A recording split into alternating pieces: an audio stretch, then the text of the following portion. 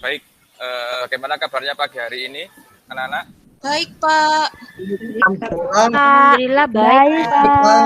Alhamdulillah baik, Pak. Baik, sebelum memulai pembelajaran ya, alangkah baiknya kita berdoa dulu. Nanti berdoanya dipimpin oleh Mas Jainal. Monggo Mas Jainal. Baik, Bapak, terima kasih. Oke, teman-teman semua, sebelum kita memulai pembelajaran hari ini, supaya kita mendapatkan keberkahan dan ilmu yang bermanfaat, berdoa, dipersilahkan sesuai dengan agama dan kepercayaannya masing-masing.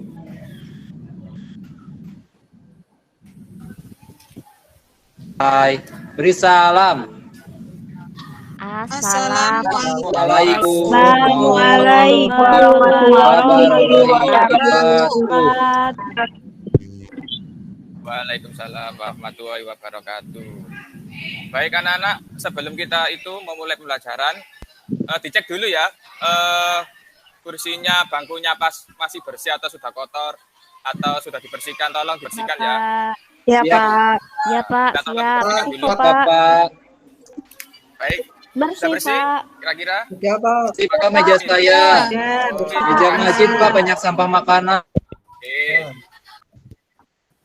Oh iya, itu nanti Mas Majid belajar bersih ya. Oke. Baik, saya absen dulu ya. Yang pertama, Nihayatul hadir. Hadir, Bapak. Ian Vidiana hadir. Hadir, Pak. Chandra Barmaya Yudhistira hadir. Hadir, Pak, hadir. Rahmat Hadir, Trisumitra hadir. Abdul Majid Subandi hadir. Abdul Majid. Buang sampah, Pak. Oh ya, tadi tak suruh buang sampah. Oke. Hadir, Lucy Filianti Bapak. hadir. Yeni Nur Amalia hadir. Hadir, Pak. Anissa Gustiana hadir. Hadir, Pak. Tri Handayani hadir. Hadir, Pak. Jenal Mutakin hadir. Selalu hadir, Bapak. Oke, terima kasih. Baik, saya akan memulai pembelajarannya pada pagi hari ini ya. Saya share screen dulu.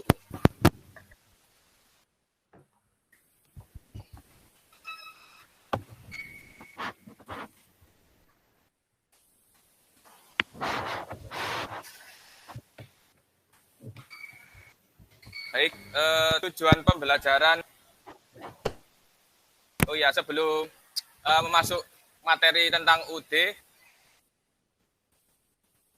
kita kaitkan ya materi yang sebelumnya tentang Pancasila. Ya, Pancasila berarti kalau kita menerapkan Pancasila dalam kehidupan sehari-hari itu misalnya ya seperti tadi ya, penerapan dari sila kedua ya. Jadi apa? Membuang sampah pada tempatnya. Nah, misalnya seperti itu ya. Karena kita manusia yang bersih, jadi kita harus melihat lingkungan sekitarnya agar tetap bersih. Baik ya. Tujuan pembelajaran pada pagi hari ini yang pertama adalah menerapkan model pembelajaran problem based learning dengan metode to stay to stray ya, dapat menjelaskan pengertian UUD 1945. Kemudian setelah menerapkan model pembelajaran problem based learning dan metode to stray bisa menjelaskan makna UUD 1945. Kemudian setelah menerapkan pembelajaran problem based learning dan stay to stray mengidentifikasi kedudukan UD. Dan selanjutnya setelah menerapkan model pembelajaran problem based learning dan metode to stray dapat menjelaskan alinea pembukaan UUD 1945. Baik ya, nanti coba dilihat. Nah ini nanti saya kasih linknya saja ya, dilihat melalui link ini ya. Tentang lagu Tanah Airku. Iya, Pak. Ya. Nih saya kasih linknya di grup. Nah ini. Nah ini bisa dilihat melalui HP ya. Kita biasakan manfaatkan HP ya. HP dalam pembelajaran kan biasanya semuanya itu sudah membawa HP. Baik. Sudah? Belum, Baik, Pak. saya lanjutkan. Nah, ini apa? Belum, Lihat. nggak punya paketan, Pak. Oh, nggak punya paketan. Ini saya kasih itu apa link paketannya. Punya saya ini tak kasih. Ya. Anissa malah tiktokan, Oh Pak. iya, Pak. Pak. Terima kasih. Main TikTok kan? Oh, ini nanti tak ambil HP-nya nanti. Enggak, Pak. Oh, enggak. Nanti Pak istirahat mainnya. Pak. Ya. Oke. Nah, ini ada gambar ya. Ada gambarnya Garuda Pancasila dan ini ada lambangnya Garuda Pancasila, kemudian ada UUD 1945. Nah, kemarin kan kita membahas tentang Pancasila. Nah, sekarang kita membahas tentang UUD. Ya. Saya mau tanya ke Nihayatul. Ya. Tinggi mana kedudukan antara Pancasila dengan UUD?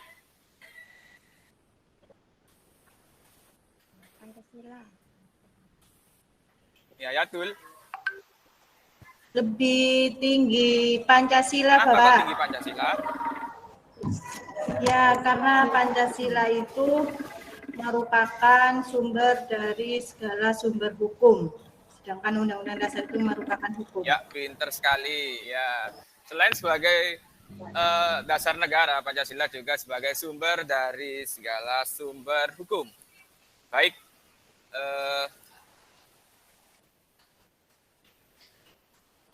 setelah itu, ya,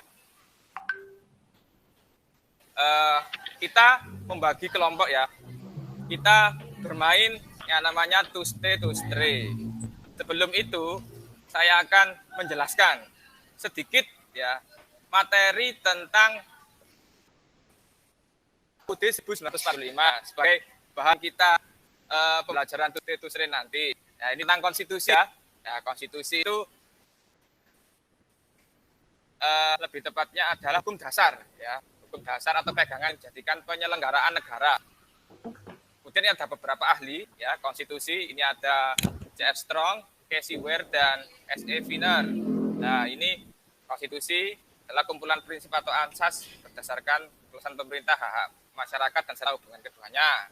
Casey Ware adalah seluruh sistem pemerintahan sebuah negara serta berbagai aturan yang membentuk dan mengatur pemerintahan yang bersangkutan. Dan S.E. Wiener, kumpulan aturan atau norma mengatur alokasi kekuasaan, fungsi, dan kewajiban antara berbagai badan, pejabat pemerintah, serta hubungan antar berbagai badan dan pejabat pemerintahan dengan rakyat. Nah, ini konstitusi ya. Ada yang tertulis, ada yang tidak tertulis. Nah, yang tertulis itu UUD, dan yang tertulis adalah konvensi. Nah, konvensi itu apa? Konvensi itu kebiasaan ketatanegaraan. Kebiasaan ketatanegaranya itu apa? Yakni pidato kenegaraan setiap tanggal 16 Agustus.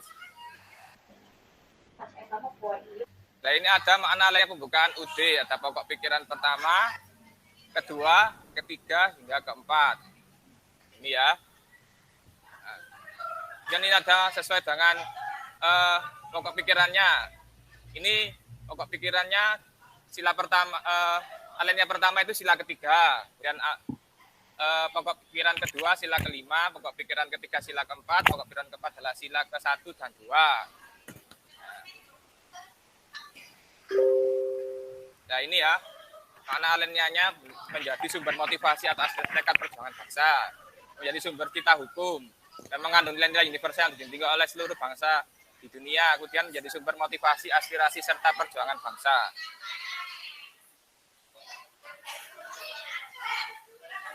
Ya, isi UUD ada pembukaan dan batang tubuh, terdiri dari 4 alinea yang merupakan pokok kaidah fundamental norma dasar, kemudian batang-batang tubuh, tersusun atas bab, pasal, ayat, aturan peralihan, dan aturan tambahan. Nah, ini ya, ini UUD, ada 2 materi mengatur pemerintahan negara, ya, dan hubungan negara. Kemudian selanjutnya kalian bagi ya menjadi 3 kelompok ya. Kelompok pertama ada Mas Jenal, Bu Lucy, Mas Majid sama Mas Tisumintro. Kemudian di kelompok 2 ada Siap, Bapak. Siap, Pak. ada Mbak Rahmi, Mbak Ian, kemudian Tri serta Ya, Pak. Siap, Pak. Bisa. Terima kasih. Kelompok 3 ada Mbak Nihayatul, Mas Chandra sama Oke, Mbak Pak. Yuni. Oke, videonya ini nanti saya bagi linknya. Linknya saya bagi di grup ya. Oke, bisa Baik, dilihat. Pak.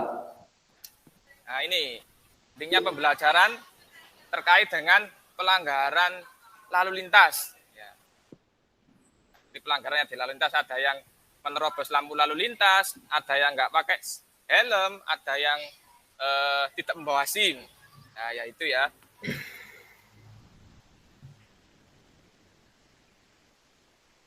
Baik, setelah melihat, sudah dilihat videonya, coba diamati sebentar.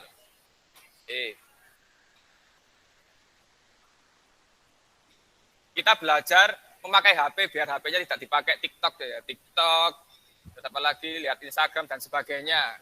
Ya, kita manfaatkan IT ya, IT dalam pembelajaran. Dilihat linknya.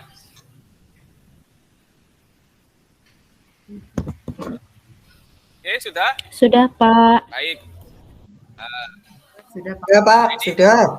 coba setiap kelompok ini ya dibahas ya terkait dengan ini. Yang pertama permasalahannya bagaimana pengertian dari UUD 1945 terkait kasus tersebut, dan bagaimana kedudukan UUD NRI, kemudian bagaimana pendapatmu terkait oknum yang melanggar UUD tadi seperti yang melanggar lampu lalu lintas, kemudian bagaimana makna alinea 1 hingga ke 4. Coba didiskusikan sekarang. Oke, silakan. Saya kasih waktu 30 menit.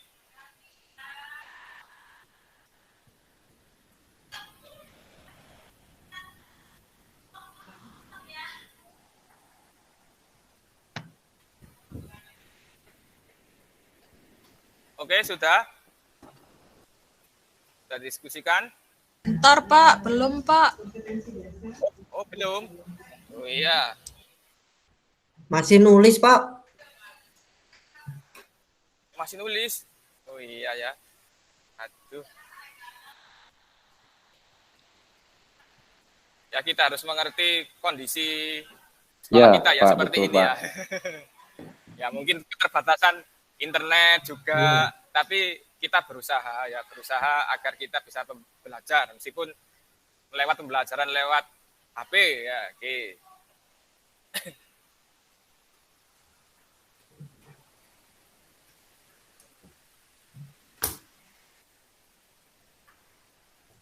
Bagaimana? Sudah? Sudah, Pak. Ya, Pak. Baik. Sudah, Pak. Oke. Kelompok 1 sudah, Pak. Semuanya ya, berarti nanti teknisnya begini. Nah, setiap kelompok nanti bermain to stay to stay ya. Jadi satu kelompok ada yang menjaga atau tuan rumah nanti mempresentasikan, kemudian dua anak ya.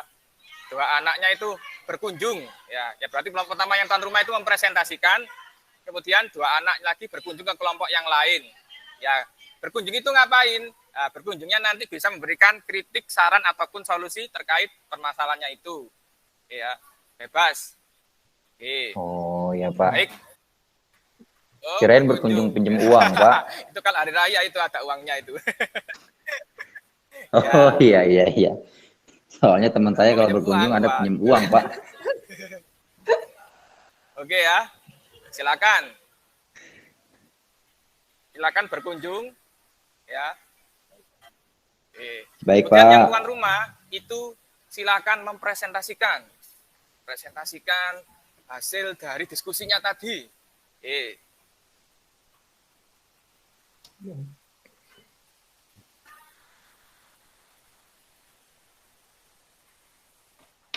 Baik. Silakan presentasinya ya. Budi sama maaf. Mbak Tri sama Mbak Anissa. Oke, silakan.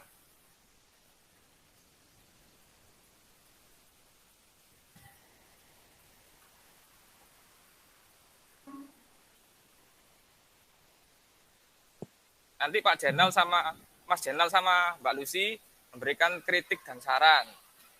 Oke. Iya, Bapak. Siap, Bapak. Di kelompok 1 berkunjung ke kelompok 2, dan kelompok 2 itu presentasi. Oke, silakan. Ini perwakilan saja ya, soalnya kelompoknya banyak ini. Ya, Bu, mari Bu. Terima kasih Bu. Iya, Pak.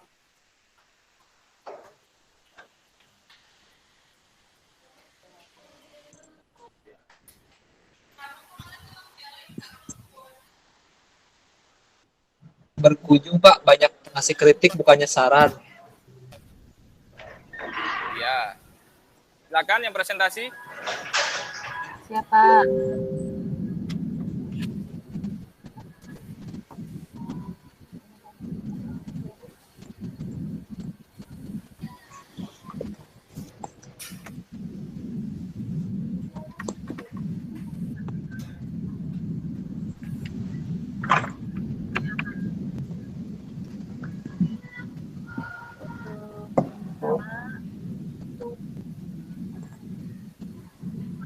Undang-undang ya 45 itu adalah suatu naskah yang tertulis, yang terdiri dan berlaku di Indonesia, serta berisikan aturan-aturan yang bersifat mendasar atau Bagus. Nah, kemudian untuk kedudukan Undang-Undang Dasar 1945 di negara Indonesia adalah sebagai hukum dasar. Dalam hal ini adalah konstitusi tertulis. Pinter. Ya, untuk menurut saya, bagi oknum yang melanggar Undang-Undang Republik Indonesia 45, contohnya melanggar lalu lintas, itu berdasarkan nomor 22 tahun 2009. Yang pertama, setiap pengendara kendaraan bermotor yang tidak memiliki SIM dipidana dengan pidana kurungan paling lama 4 bulan. Dan setiap pengendara kendaraan bermotor yang memiliki SIM namun tak dapat menunjukkan saat razia dipidana dengan pidana kurungan 1 bulan atau denda paling banyak 250.000. Nah itu Pak. Kemudian makna alinea 1 sampai 4 Undang-Undang Republik Indonesia tahun 45 itu yang pertama menunjukkan keteguhan dan tekad bangsa Indonesia untuk menegakkan kemerdekaan dan menentang penjajahan. Alinea kedua yaitu menunjukkan kebanggaan dan penghargaan atas perjuangan bangsa Indonesia selama merebut kemerdekaan. Kemudian yang ketiga, bahwa kemerdekaan didorong oleh motivasi spiritual, yaitu kemerdekaan yang dicapai oleh bangsa Indonesia. Dan yang terakhir, memuat prinsip-prinsip negara, yaitu tujuan negara yang akan diwujudkan oleh pemerintah negara Indonesia yang berkedaulatan rakyat, dasar negara yaitu Pancasila. Seperti itu Pak. Terima kasih, baik. Penjelasannya yang baik. Plus buat Mbak Tri, oke. Plus. Oke ya. Bos silakan. Mas Dena berikan kritik dan saran terkait materi tersebut. Oke. Saya boleh, Pak. Silakan.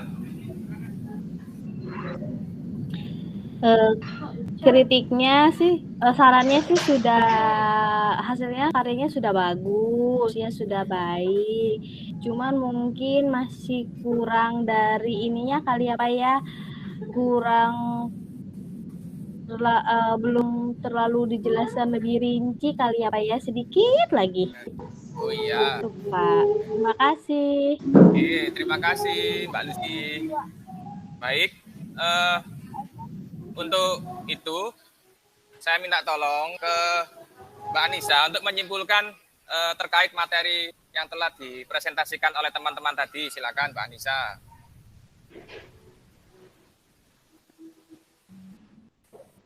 Iya Pak, sebentar Pak. Ya. Oke.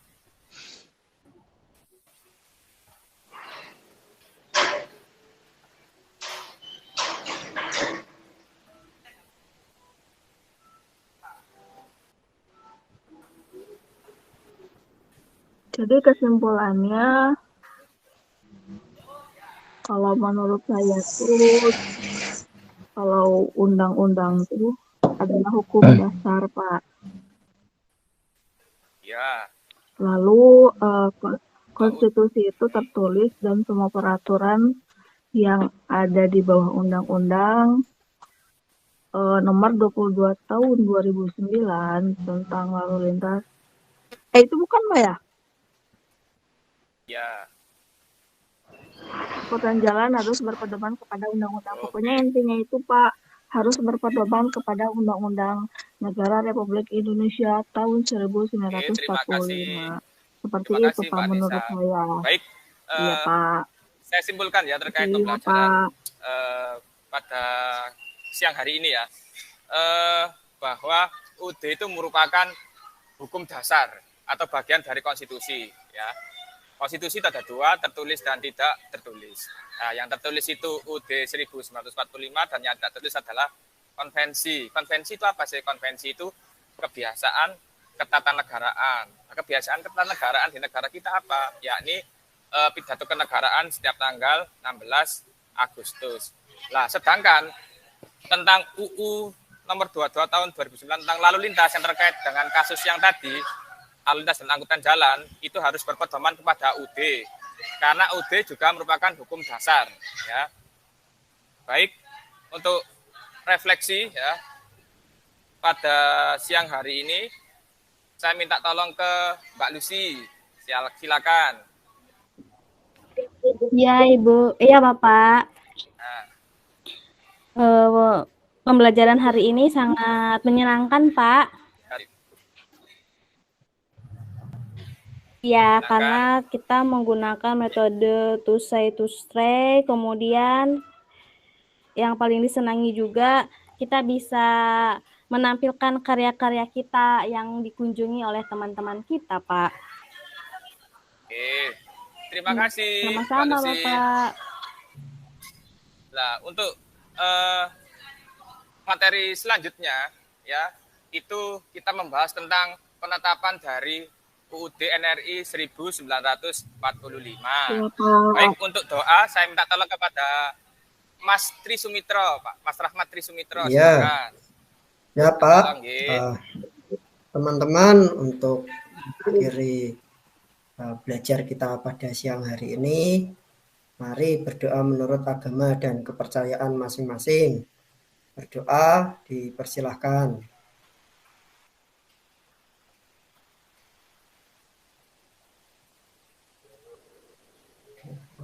Berdoa selesai. Alhamdulillah. Terima kasih, Mas Tri.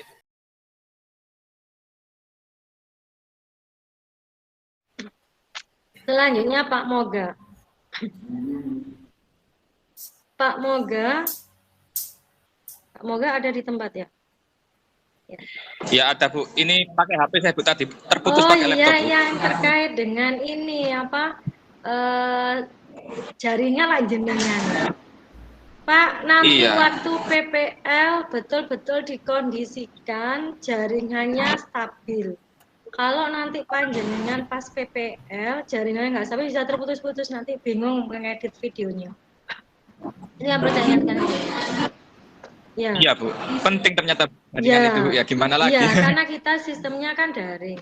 Jadi kalau daring yang unsur yang paling utama itu jaringan. Jangan sampai jaringan kita itu terputus pada saat kita pembelajaran. Nah, itu Pak. Nah, di pembelajaran panjenengan itu kan menggunakan metode stay to stray. Stay to stray itu adalah heterogen dan teratur. Nah, jenengan pada saat membuka saya dengan tata urutan perundang-undangan tadi persepsi saya mulai awal dulu ya. Dengan metode itu, dengan model pendekatan tetap saintifik, modelnya PBL itu tadi untuk yang persepsi sudah oke lah. Nanti pada saat PBL tetap dipertahankan Pak, jangan sampai berubah. Terus iya, di sini tadi itu saya lihat Bapak muter video ya, video. Iya, kayak link nggak bisa. Nah, ya. video itu kalau udah pakai link nggak apa-apa, asal kan nggak internet, nanti pas buter internetnya mati sudah nggak bisa kan begitu ya. Nah, Ya nanti ya solusinya pakai HP nanti coba dibuka link grup gitu, nanti lihat videonya lewat HP kan juga. boleh kayak gitu. Itu solusi yang pertama Ya. itu Bu. Terus di persepsi Pak Moga terkait dengan materi tata urutan perundang-undangan tadi kan sudah menanyakan ya, tadi saya lihat ada yang paling tinggi apa antara ini dengan ini kan gitu ya. Itu kan secara teori. Secara konseptual itu juga belum muncul. Nah, ini perlu ditambahkan Pak di persepsi Pak. Ya nanti tidak teori saja yang muncul di situ. Nah, terus karena ini adalah pengaturan siswa secara heterogen, jadi panjenengan harus memetakan siswa heterogennya dari mana. Karena test to try itu heterogen. Heterogen itu berarti ada siswa pinter, tidak pinter, ada yang nggak belas gitu. Jadi acak ya. Jadi yang milih ajaran jenengan bukan siswa akhirnya. Ya. Kalau misalkan diberi, kalau berhitung 1, 2, 3, 4 nggak bisa karena ini fokusnya heterogen tadi itu. Berarti ada siswa pinter, setengah dan tidak bisa begitu. Jadi ada gabungan gitu Bapak. Ya. Dan secara teratur itu. Nah, terus untuk pembelajaran di poin inti hanya jawab siswa tadi juga sudah ada reward atau pujian, dengan itu juga perlu. Oh iya Bu, lupa Bu. Iya, karena sudah serius ya. Mungkin hampir semua tadi juga tidak ada. Jadi tetap Bapak Ibu itu perlu ada diberikan kepada siswa. Iya. Reward itu bukan berarti sama jenengan semua nyaloni uang 10.000-an bisa enggak. Reward itu yang diberikan plus, terus ada poin, ada motivasi, ada kalimat-kalimat yang untuk siswa itu lebih lebih bersemangat lagi. Nah, itu namanya reward Bapak Ibu. Nah, yaitu di pembelajaran. Sebenarnya intinya di pembelajaran. Terus untuk yang di penutup tadi sudah jelas Pak Moga mulai dari siswa, guru, terus Pak Moga juga ada. Tapi untuk penguatan materi masih dikaitkan antara siswa ini dengan siswa ini terus jadi satu kesimpulan Pak Moga. Tadi juga ya, mungkin nanti pada saat PPL ini Pak ditambahi di situ ya. Untuk medianya masih PPT saja. Masih belum ada yang lain gitu ya. Sama penugasan tadi lembar sudah diberi sertifikat ya. Gimana Pak? Videonya tadi berupa link. Asalkan linknya nanti bisa dibuka Pak, jangan sampai linknya tidak bisa dibuka. Ya nanti kita bingung ya. Atau nanti saya tutup dulu aja. Ya. Buat antisipasi. Kalau saya ya untuk antisipasi kan kita nggak tahu karena kondisinya sekarang kan di Malang saja ini sering hujan gitu loh. Saya khawatirnya karena yang kemarin-kemarin juga gitu, posisi hujan di daerahnya. Jadi ya maksimalnya ya enggak begitu gitu. Mungkin itu saran saya Bapak Ibu untuk yang penampilan 6 Bapak Ibu hari ini pada prinsipnya Bapak Ibu sudah memenuhi langkah-langkah di pendekatan saintifik. Cuman ada beberapa hal yang perlu Bapak Ibu tambahi pada saat nanti PPL di lapangan sehingga nanti hasilnya juga bagus.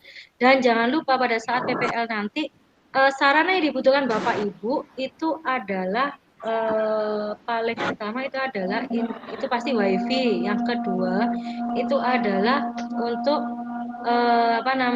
yang memvideo. Jadi mulai dari HP-nya, mulai dari laptopnya itu juga harus dokumentasi. Ya nanti hasilnya bagus. Ya. Mungkin itu Bapak Ibu saran dari saya.